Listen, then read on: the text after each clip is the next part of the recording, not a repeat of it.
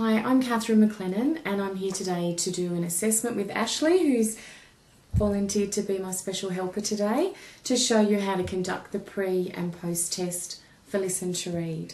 So you're going to do a good job for me and do your best? Yeah. Good girl, excellent. All right. Now, while I'm asking you to do some things for me, I'm going to be writing down some things here. So don't think I'm working really hard and Catherine's not even looking at what I'm doing, because I know it in my head and I'll just be scribbling some notes down, okay? So first of all, you can either photocopy these sections from the workbook. There is a parent copy on page 14, 15. There is a student copy, which is slightly larger so that the child can see easily. And there is a pre and post test result sheet, which is on page 18, 19 and 20.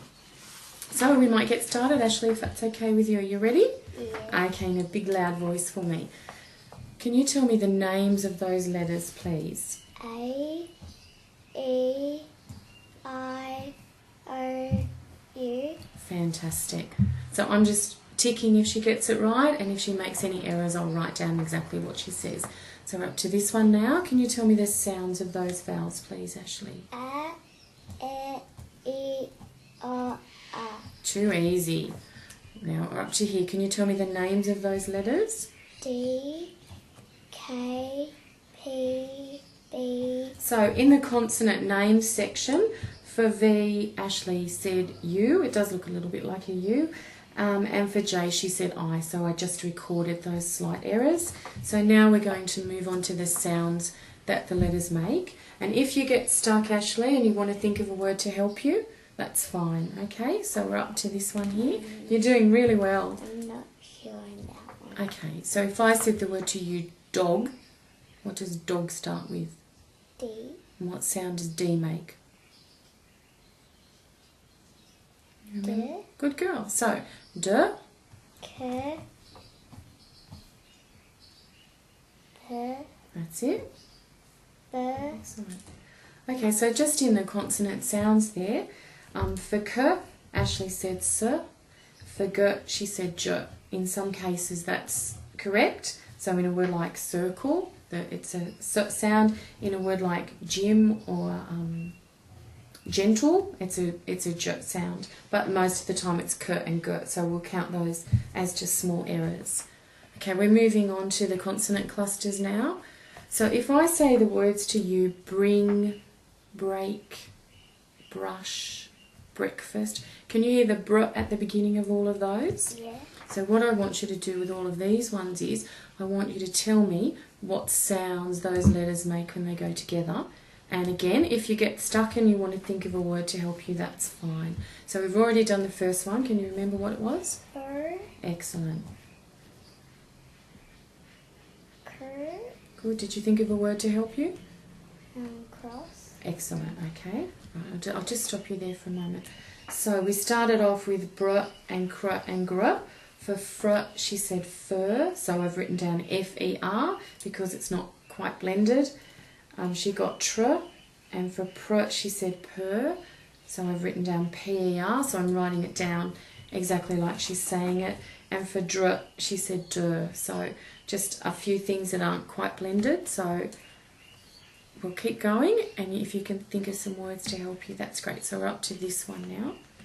S, Okay. Not sure. That's a hard one, that one. Oh, you've got one. Show me your hand. I've got one here. When you cut yourself or something and you get a bit of hard skin that grows over it, do you know what that's called? star, Well, yeah, if it would leave a scar or a scab. You know, if you fall over in the playground or something and you get it bleeds for a while, and then you get a bit of hard stuff before the skin heals. So sk, like scab. All right, what about this one? sk, That's right, that's another sk. Can you think of a word for that one? skirt, Excellent. Okay, good. What about this one? so, Okay, let's just stop there with that one. Okay, so I've just written down what she was saying. For smirt, she said sim.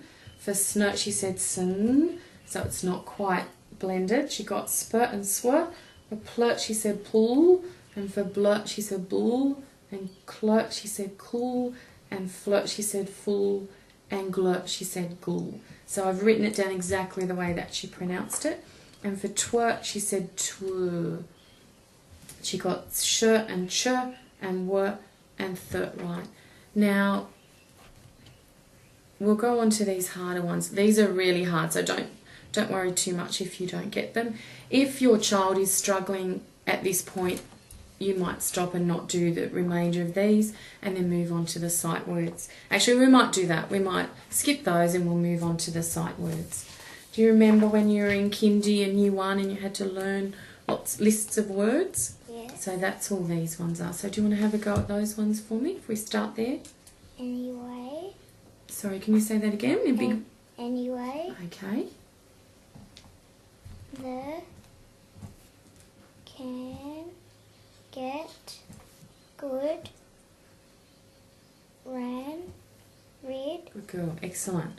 Okay, so I just wrote down, there was just a couple of little errors there. Away, Ashley said anyway, and ride, she said rid. So I've just recorded that, and all the others were correct. So we'll keep going with these ones, please, Ashley. Because, does, green, read. Just have a go. It doesn't matter if you don't get it. Good girl. Those upon work. Okay, let's just do this one up to where my finger is. So we'll do those 2 lines and then we'll finish that section. Write, use, which, bring, about, full, much, 7, small, today, start. Excellent. You've done really well. Have you learnt bossy E at your school? No. No? Have you remembered that, Fiona, if they've learnt bossy E? The letter E at the end of the word makes the vowel say its name? No? Can you see the E at the end there? Yeah. So instead of k-aki, it's cake, because this E is bossy and it makes the vowel before it say its name. So k-ake. So we should only hear A, E, I, O, or U in the vowels, not the sounds. Can you have a go at those ones for me, please? Cape, nose, Good girl. pip, you. Excellent. Okay, so I just wrote down what Ashley said. For pipe, she said pip. For tape, she said trap. For dope, she said dropped. So if you haven't done those at school, that was a really good go. That was excellent. Okay, what about these ones here? Can you read any of those words for me? Paint, clay, tree, team, either, people, die, dale, toe, road, glue. That's a hard one, isn't it? That one's dual.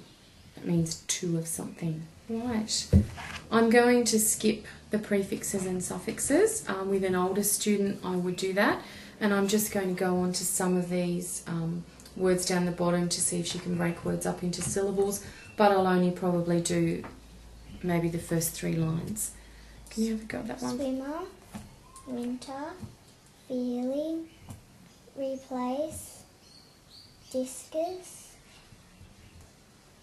uncle, probably, order, haunted, event, only, shared. Okay. Now, we might skip these ones because they're pretty... They're for like children in maybe year 5 or 6 or high school. So you did really well to get down there. Okay. When you're reading at home, Ashley, with mum, or when you're reading at school with your teacher and you get stuck on a word, what do you do? You try and pronounce it. Try and sound it out, do you? Okay, what if mum's busy getting dinner or your teacher's busy with some other children? Do you ever sometimes skip over the word and read to the end of the sentence? No. Sometimes that's a good thing to do. Say we're reading this sentence here and you got stuck on this word. Sometimes if you read on to the next full stop, you can have a guess at what it might be, okay?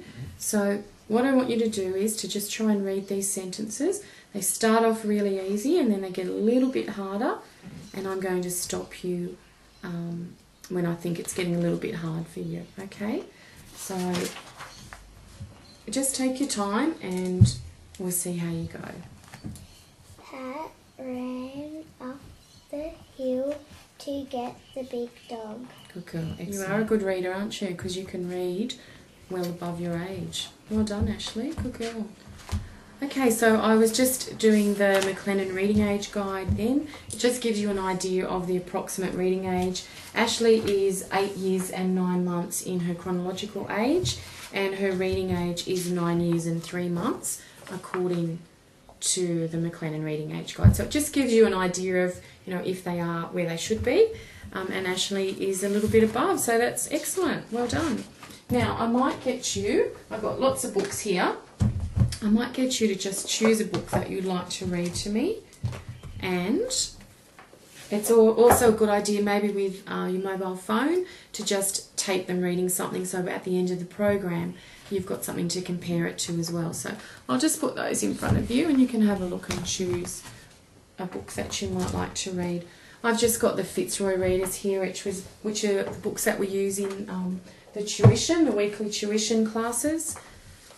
It doesn't matter, maybe you've just got a book at home and just record them reading at the beginning before they start listen to read, and then at the end, and then you can judge for yourself what the improvement is, as well as reassessing. So with the McLennan Reading Age Guide you can see what the actual improvement is as well. So would you like to choose a book for me to read? Yeah. Oh, sorry, I nearly got you in the face then. Okay, which one do you think you might like to read? That one? Okay. Alright, let's see how you go. Have you got fish at home? We used to. Yeah. Goldfish or other kinds of fish? Goldfish. Okay. Right, what's the name of the book? The fish. The fish. Okay. Zach and Trish had 6 little fish in a fish tank. Okay, now I'm going to administer the McLennan Reading Age Guide.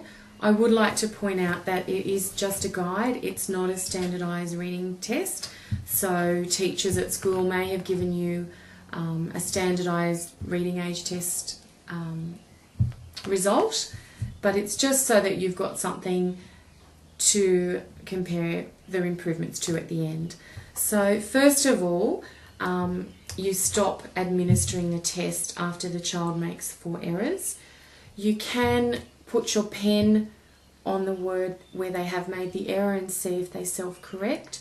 You can also encourage them to read the rest of the sentence if they're stuck on a word, and they might be able to work it out from context clues or the other words around it. Depending on their age, with a younger child, like with Ashley, I'll start at sentence 1. With an older student, you would see how they went. Probably for a 10-year-old, you'd begin at sentence 6. If they were really struggling with sentence 6, then go back to the beginning. For someone in high school, you'd probably still start at sentence 6 as well. So just use a little bit of self-judgment there. If they're struggling with the one that you start on, then always go back to the beginning. If they do self-correct and they realise that they've made a mistake, you don't need to count that as an error. You can just write it on a piece of paper. So if they say sister instead of brother, you would write sister/brother, and you would put SC self-correct, so that you know they did make an error, they realised they made an error and they self-corrected. It's just for you to get a rough idea of where they're at, and then at the end you can administer it again and see what the overall improvement was.